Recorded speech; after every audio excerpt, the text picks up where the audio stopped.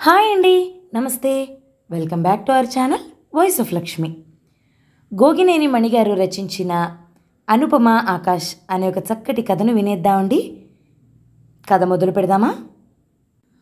అనుపమ, మునుపటిలా నిన్ను అను అని చలువుగా పిలవటానికి ఎందుకో కొంచెం సంకోచంగా అనిపించింది. ఈ ఉత్తరం చదివాక అలా పిలవగలిగే స్వతంత్రాన్ని నువ్వే ఇవ్వగలవని నాకు నమ్మకంగా అనిపిస్తోంది. ఇంతకు మునుపు మనిద్దరం చూసిన సినిమాల గురించి, టీవీ ప్రోగ్రాంలను విశ్లేషిస్తూ చర్చించటం, ఆ చర్చలను సరదాగానే ముగించటం జరిగేది కదా. కానీ 4 రోజుల క్రితం ఒక సినిమా ముగింపు నాకు నచ్చలేదని చెప్పగానే నీకంత ఆవేశం ఎందుకు వచ్చిందో, ఆ మాత్రానికే న్యాయం వైపు కాకుండా పురుషపక్షపాతిలా మాట్లాడానని తీర్మానించేశావు.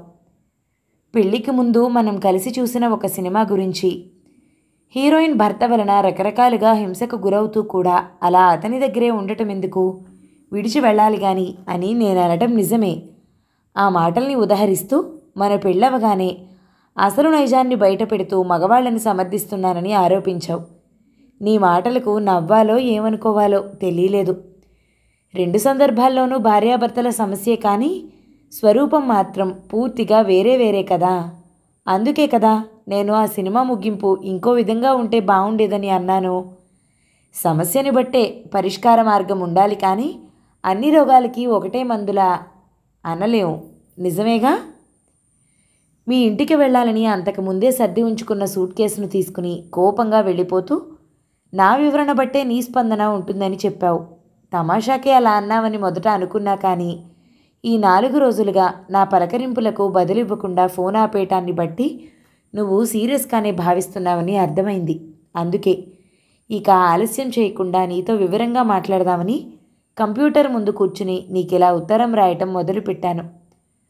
మన మనసులలో ఒక మూల ఒదిగి ఉండిపోయి ఉన్న కొన్ని సంఘటనల జ్ఞాపకాలు మనకు విలువైన పాఠాలనే నేర్పిస్తాయి. ప్రేమ, క్షమ ఒకే నాణానికి ఉండే బొమ్మ బొరుసు లాంటివని అనుకుంటాను. ఈ అభిప్రాయానికి బలం చేకూర్చిన సంఘటనలు వివరిస్తాను. మరి మొదలుపెట్టనా? హై స్కూల్ చదువులో ఉండగా జరిగిందిది.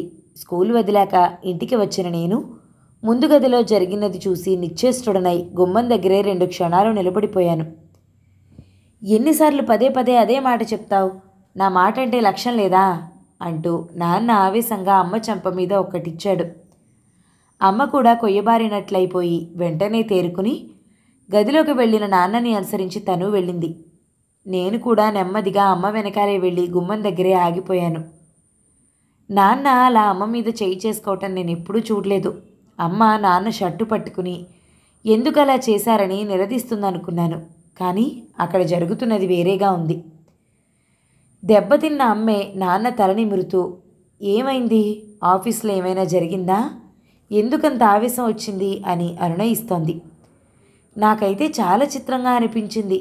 వెనక్కొచ్చేశా. ఊరి నుండి ఏదో శుభకార్యానికని వచ్చిన నానమ్మ, తాతయ్య, అమ్మమ్మ, మా మేనత్త అంతా ముందు గదిలోనే కూర్చుని ఉన్నారు. నేను ఒక వార బల్ల మీద కూర్చుండిపోయాను. 2 నిమిషాలకే అమ్మ గదిలో నుండి వచ్చి వంటగదిలోకి వెళ్ళి అందరికీ టీ చేసి తీసుకొచ్చింది. ఏమీ జరగనట్లు మామూలుగానే ఉంది. అత్త నాన్నని టీ తాగడానికి రమ్మని కూర్చున్న చోట నుండే కేక పెట్టింది. నాన్న వచ్చి అమ్మ పక్కనే కూర్చుని అమ్మ చేతిని తన చేతిలోకి తీసుకుని తన చెంపకు 2 సార్లు తాటించి, ఆవేశంలో తప్పు చేశాను, ఇది చాలా, కోపం పోలేదంటే కాళ్ళు పట్టుకుంటాను అన్నాడు క్షమాపణ కోరుతున్నట్లుగా. అమ్మ ముఖంలో కనిపించిన చిన్నపాటి అలక తొలగిపోయింది. చాలండి అంటూ సరదాగా నవ్వేస్తూ టీ కప్ అందించింది. అందరూ తేలిగ్గా ఊపిరి తీసుకున్నట్లయి మామూలుగానే కబుర్లలో పడ్డారు. అందరి మధ్య చెంపదెబ్బ తిన్నానని అవమానంతో అమ్మ రెచ్చిపోలేదు. శాంతం వహించింది. నాన్న కూడా ఏమాత్రం అహం భేషజం లేకుండా గదిలో కాకుండా అందరి మధ్య క్షమాపణ అడిగాడు. వాళ్ళిద్దరూ సమస్యని పెద్దది చేసుకోకుండా సామరస్యంగా పరిష్కరించుకోగలిగారు. అలా అందరూ వెళ్ళిపోయాక అమ్మ ఒంటరిగా ఉన్నప్పుడు పక్కనే కూర్చుని ఆ విషయం గురించి అడిగాను. అందరి ముందు కొట్టినందుకు ఎదురు తిరగటమో నిలదీయటమో కాకుండా నువ్వే తప్పు చేసినట్లుగా నాన్నని లాలిస్తున్నావేంటో నే చూసాలే అన్నాను. అమ్మ చిన్నగా నవ్వింది. అలవాటుగా తప్పు చేసేవాళ్ళని సమర్థించలేం కానీ క్షణికావేశాన్ని అర్థం చేసుకోవాలి, అవునా? కొందరు తమ వాదనకు బలం చేకూర్చుకోవడం అన్నట్లుగా ఆడవాళ్లపై చేయి చేసుకుంటారు. మీ నాన్నకు అలాంటి అలవాటు లేదు. మరి అలాంటప్పుడు ఎందుకలా జరిగిందనే ఆదుర్దాయే కానీ నేనేం నామర్దాగా అనుకోలేదు. ఏ సంఘటనని అయినా బేరీజు వేసి చూసుకోవాలనుకున్నప్పుడు నా దగ్గర ఒక తక్కెడ ఉంది. ఒక చిన్న తప్పుకు తూకంగా నన్ను మెప్పించిన ఎన్నెన్నో అనుభూతులను వేసి చూసుకుంటే అప్పుడు తెలుస్తుంది ఆ తప్పు క్షమార్హమా కాదా అన్నది. అర్థమైందిగా అని అడిగింది, మళ్ళీ నవ్వు ముఖంతో చూసి. అందరి ముందు అవమానంగా కొట్టారనే దానికంటే బెట్టు లేకుండా మెట్టు దిగి వచ్చి కాళ్ళు పట్టుకుంటా అని అడగటం గొప్ప విషయంగా నాకు అనిపించింది అంది. అప్పుడే నాకు విషయం అర్థమైంది. ప్రేమ బలంగా ఉన్న చోట తప్పు తేలికవుతుంది. అవును, ప్రేమ వెంటే క్షమ ఉంటుంది. నేరం తీవ్రతను బట్టే శిక్ష ఉండాలి, కానీ అన్ని సమస్యలకి ఒకే పరిష్కార మార్గం కాకూడదు. అందుకేనేమో గుర్రాన్ని గాడిదను ఒకే గాటను కట్టటమా అనే సామెత పుట్టింది. అవునా? ఇక ఇంకో సంఘటన గురించి చెప్తాను. నా చదువు పూర్తయిందనిపించి ఉద్యోగాన్వేషణలో ఉండగా మా నాన్న స్నేహితుడొకరు ఒక సలహా ఇచ్చారు. మాకు కొంచెం దూరంలోనే ఉన్న బస్తీలో ఇంటర్వ్యూలకు హాజరయ్యే అభ్యర్థులకు అన్ని విషయాల్లోనూ ట్రైనింగ్ ఇచ్చే ఇన్స్టిట్యూట్ పెట్టారని, అందులో చేరటం ప్రయోజనకరంగా ఉంటుందని. ఆ ఊళ్ళోనే మా నాన్నకు చిన్నాన్న కొడుకు, నాకు వరుసకు బాబాయ్ అయ్యే ఆయన ఒకరున్నారు. మా నాన్న చిన్నాన్న చిన్న వయసులోనే చనిపోతే మా తాతయ్యే తన తమ్ముడి పిల్లలను సొంత పిల్లలుగా చూసుకున్నారుట. వాళ్ళు ఉద్యోగాలలో స్థిరపడ్డాక అంతగా రాకపోకల్లేవు. దూరాభారం అవటం వలనే కావచ్చు.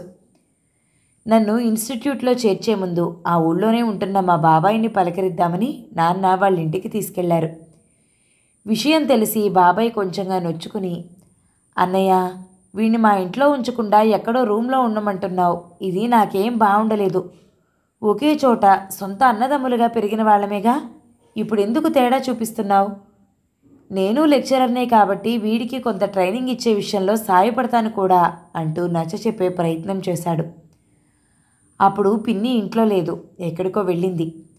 అమ్మాయిని ఒక మాట అడగాలి కదా అని నాన్న అంటే బాబాయ్ అవసరం లేదు, తన సంగతి నీకు తెలుసుగా అంటూ నాన్న అభ్యంతరాల్ని కొట్టిపారేశాడు.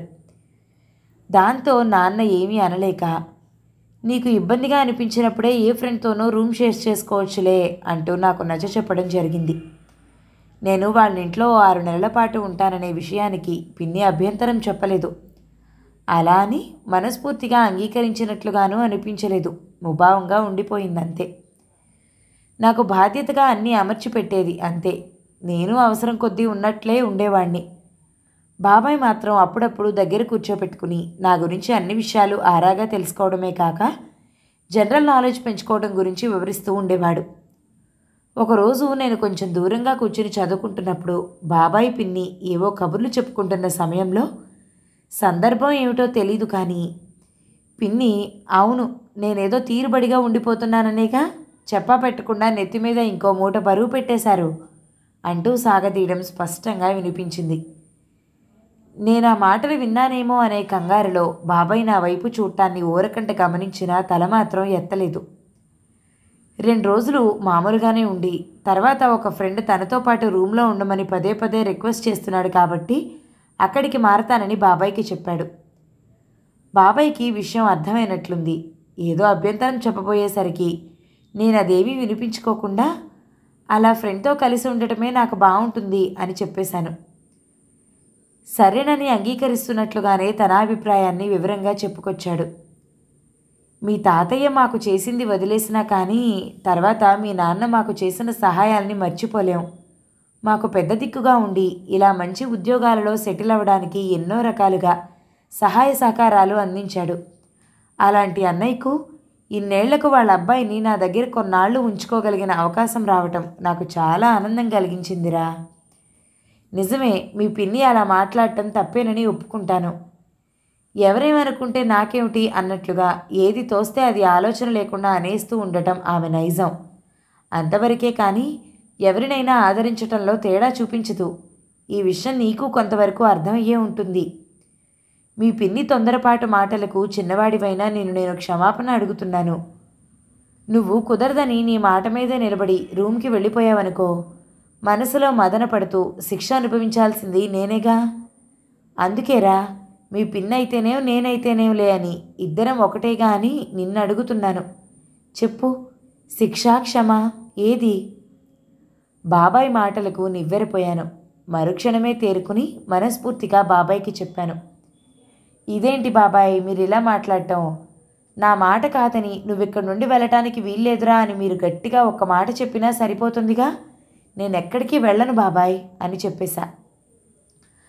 ఆ తర్వాత కొంచెం నిదానంగా ఆలోచిస్తే పిన్నిదే పూర్తిగా తప్పనిపించలేదు, నాది ఉంది. బాబాయ్కి మా మీద ఉన్న ప్రేమాభిమానాల వల్ల వాళ్ళింట్లో ఉండగలగటం అన్నది నిజమే అయినా అది ఓ హక్కుగా భావిస్తూ బాధ్యతలను పంచుకోవడంలో మాత్రం నిర్లక్ష్యం చూపించాననిపించింది. పిన్ని తెల్లవారుజామునే లేచి అప్పుడు వచ్చే మంచినీళ్లను పంపు నుండి పట్టి ఇంట్లోకి చేరేస్తుంది. ఉదయం పూట చాలా హడావిడి పడుతూ ఇద్దరు పిల్లలకు బాబాయ్కు క్యారేజీలు సిద్ధం చేస్తుంది. టిఫిన్ రెడీ చేసి వడ్డించడము ఉంటుంది. అదనంగా నేనొక్కడిని. కొంతలో కొంతైనా పని పెరిగినట్లే కదా. ఇలా ఆలోచించి తెలుసుకున్న నేను నా ప్రవర్తనను మార్చుకున్నాను.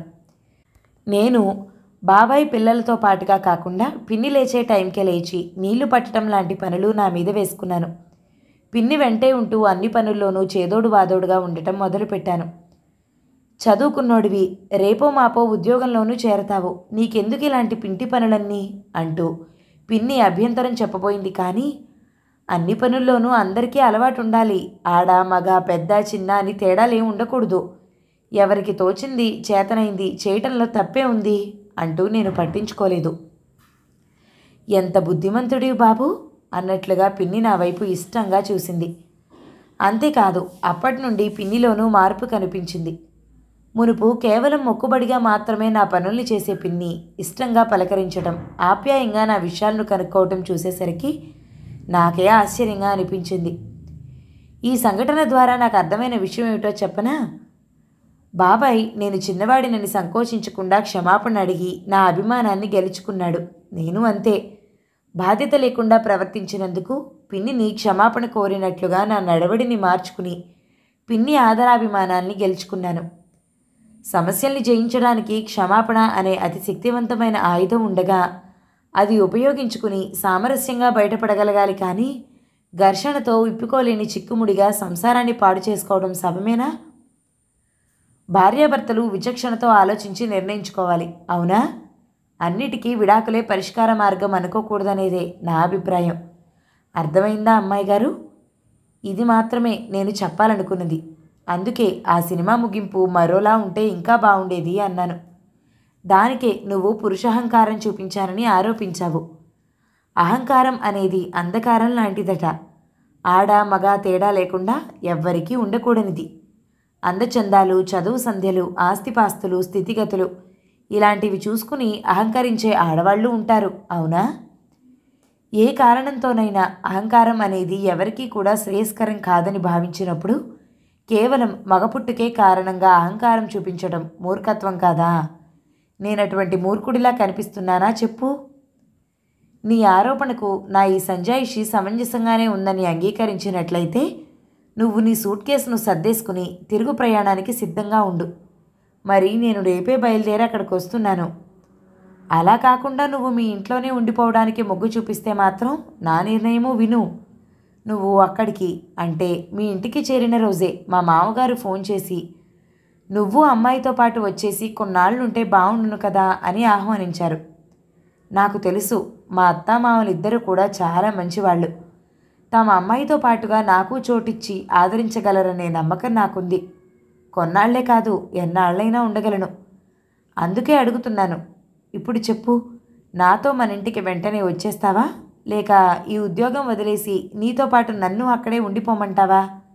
నిర్ణయం నీదే. మరి నీ వాడినేనని నమ్ముతున్నా.